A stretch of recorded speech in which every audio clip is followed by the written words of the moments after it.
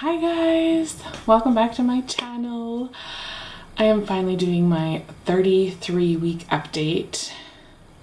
I'm only like 5 days late or something. Whoops. So I'm going to get my trusty notes out and see what I need to talk about today. So the last update I did was that I had failed the glucose test and I had gestational diabetes. So that's definitely been a huge factor in the last, I guess, how many weeks? 5-ish weeks. There's like a squirrel roaring up the thing, sorry. Distracted easily. Anyway, so I had to go to my gestational diabetes clinic, and they taught us how to take our blood and test it and where it's supposed to be and what levels, and 500 other things, and weighed us and all this stuff. I've had more trouble actually with my fasting number in the morning than I've had with my number after meals. So I find it fairly easy to eat low carb. Numbers are actually too low, or like borderline too low. So I've been trying to incorporate more carbs without doing too many carbs, because then the number is too high. So it's like a fine balancing act, and it's a little bit stressful. I feel for people with actually who do have diabetes and have to test all the time, because even 4 times a day was insanely brutal. And now that I'm down to 2 times a day, it's still kind of annoying because it's hard to remember. Like, I just realized I forgot to do it. Awesome. That's just so great. So I'll have to do it later today because I totally missed my blood test that I was supposed to do after breakfast. I'm gonna tie this in to weight loss because, and sorry, there's a bookshelf behind me now because we've been doing the nursery, which I'll get to later.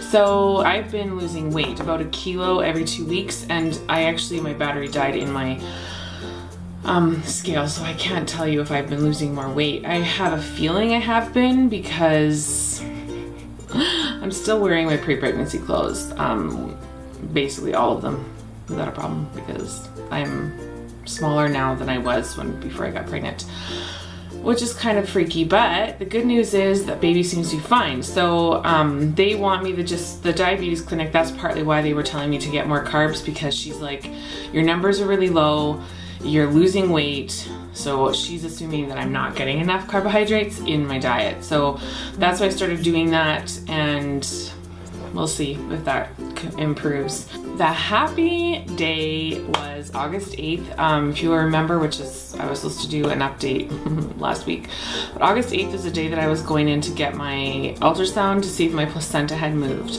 And my placenta has moved. It's more than 2 centimeters away from my cervix, which is A+. That means that you can carry to term and try for a vaginal birth after C-section. So I am super happy. Oh, thank you God, because I really did not want to have to go in for a C-section in August. I would have been going in about 1.5 weeks, and then I of course would have been out of commission for about 6 weeks. And that was my C-section that I had with Josiah I didn't heal fast, or it was fine. It wasn't there was nothing bad about it. It's just, it took me at least 6 weeks to kind of be healed from that. So I was really nervous about having another one, especially having someone who always wants to be on my lap and stuff, and having an incision. So hopefully we can avoid this. All the positive thoughts and all the prayers that Robin can do VBAC. So when they were checking when I went in for my ultrasound, they of course checked the baby and everything, and he's right in the 50th to 75th percentile. So he's about 4.5 pounds, which is awesome. Probably will be smaller than Josiah. Hopefully not too much smaller, because then obviously there's the problem when you're in labor that the baby is able to move around too much and they can't get their head locked in to the pelvis. So, but it would be nice if he maybe wasn't 9.5 pounds like his brother. So I'm kind of going for that 8.5 pound. I think that would be a nice amount to try to push out since I have to. This baby's movement is really good. Yeah, everything looked really great with the baby. The placenta, it was wonderful. The doctor was really concerned because I had high blood pressure. So I go in, they take my blood pressure, and I'd never had my blood pressure taken at an ultrasound before, so I was a little bit confused as to why they were doing this to me. So they take it, and it was, I mean, through the roof. Let's bear in mind, this appointment was the deciding appointment whether I was going to be having a C-section or able to try for a VBAC. So I was very stressed out, very emotional. So my blood pressure reading was like 155/93 or some ridiculous number. So she basically was just very dismissive that, yeah, the baby's fine, placenta's moved, whatever, who cares? Your blood pressure's through the roof, you need to start taking blood tests for preeclampsia, blah, blah, blah. And I was kind of sitting there being like, you don't even know me. You are not my healthcare provider in any way, shape, or form. So she took the blood pressure again, and it was something like 153/87 or 88 or something, and she was still super freaked out. Couldn't really get a word in edgewise to ask about the baby. She was just like, oh my gosh, preeclampsia! And which is not a joke. I'm not making a joke of preeclampsia. But I was also kind of like, that is so weird, because my blood pressure has been in the 120s/60s the entire pregnancy. I mean, I've been seeing my midwives since I was like, what, 8 or 10 weeks, and it's been fine this whole time. So, I mean, maybe it had changed. I was like, whatever, maybe it's changed, but I don't think so. So I knew I was seeing the midwives on the Friday, and I was like, I'll just go and get it checked by them and see what happens, and then we'll decide if it's actually a scary thing. And when I went to the midwives, it was like 124/62, and she was like, yeah, you're fine. We don't have to worry about it. You were stressed out, white coat syndrome, with the pressure of that ultrasound and the answers that it was going to give me. It just made it spike. But anyways, my blood pressure is still fine. Some of my other symptoms right about now is that I feel very pregnant now. I feel like I'm almost getting the waddle. I may have it. I probably do. I just can't walk normally anymore. I feel like I have a hard time sitting, like slouching, which is probably a good thing, but because he's often kicking right in my ribs. And he was head down at the ultrasound, so much so I actually had to lift him off my cervix for them to measure the distance between the placenta and the cervix. So he's like moving transverse, sideways, and all over the place because he's got a lot of room still. So I've been trying to spend some time on all fours every night to get him to not be transverse, because normally to get a baby into a good position, it's best to be on all fours, or to have your butt higher, like be on all fours with your butt higher, so maybe your knees up on the bed and your hands down on the ground. But you have to do that with assistance. Do not try this by yourself. You have no balance when you're pregnant. Some other things, some other symptoms that I've been having is super dry skin. Like, I have dry skin, but I don't know what's going on. My skin is so dry. Like, I just feel like it feels like a crocodile or something. It's so gross. And I've been scratching a lot because I'm just like, ugh, it makes me itchy just thinking about it. I hate having dry skin, and I hate having really dry skin, and it's just been really dry. So obviously there's some sort of hormonal thing, or maybe just because of my diet change. I've been eating a lot of different foods with trying to be more low carb, so it could be that as well. I'm not sleeping as great as I used to be, just from the hip pain, because my sciatica is, ouch. Both of them are bad, but both of them are actually quite bad. Let's just be honest, both of them are quite bad, but one, probably my left is worse. Like my whole upper leg goes numb, and I think I've talked about that, but I actually went to the physio chiropractor, and he was like, your sciatica. It's just boo. And sciatic nerve is getting pinched by how tight my fascia and muscles are in my hips and calves.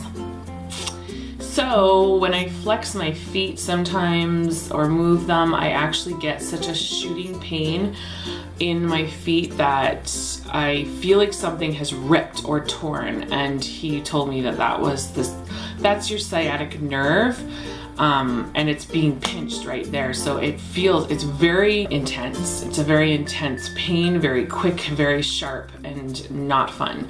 So I went to him last night, and he worked on my hips and my calves and my feet. Wow. It was so painful. I mean, it did feel better afterwards, but it was just so painful, like so painful. I wish you could understand how painful it was. Like, tears were coming out of my eyes. It was so painful what he was trying to work on, and I just, wow.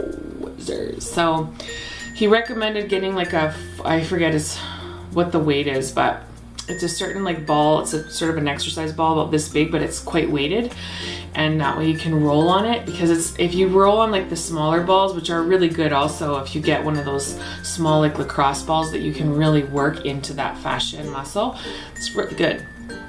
But when you're pregnant, your pain tolerance, like you have so much more pain to deal with all the time that it's usually better to be gentler, so getting a bigger ball. So I think my parents have one that I may just bore over the rest of the pregnancy, try to break up some of that tissue, because like sleeping, it's even just laying on my bed on the side, well, after a while will actually cause the nerve to start feeling pinched, and not cool. It's not cool. What else? Yeah, Josiah's been a little bit needier lately. I have a feeling that he can feel like this change is gonna happen, and being almost 5, I think it's going to be quite the interesting transfer. I mean, obviously it's going to be wonderful in one way because he's so much older, he can understand a lot of concepts that I bring up. I think it's going to be a good transition. I think it's going to be fine after a while, but I feel like he just doesn't feel the change, so he's been a little bit more clingy lately. I had mentioned earlier we had started working on the nursery. Actually, my brother-in-law and sister-in-law helped so much. They painted the nursery for us, and we got the crib in there. So the boys are gonna share a room. We're gonna try that at first if we can. I think sharing a room is really awesome. I think it's nice, especially because Josiah likes being around people. He likes hearing other people like sleeping with him.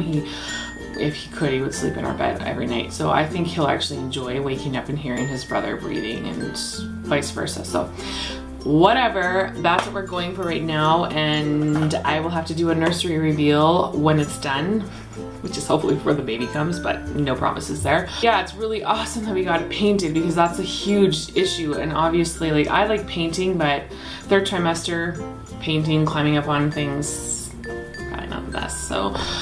So thankful that they did that for me, because now we're able to start kind of getting the other things together for the nursery. So I'm really happy.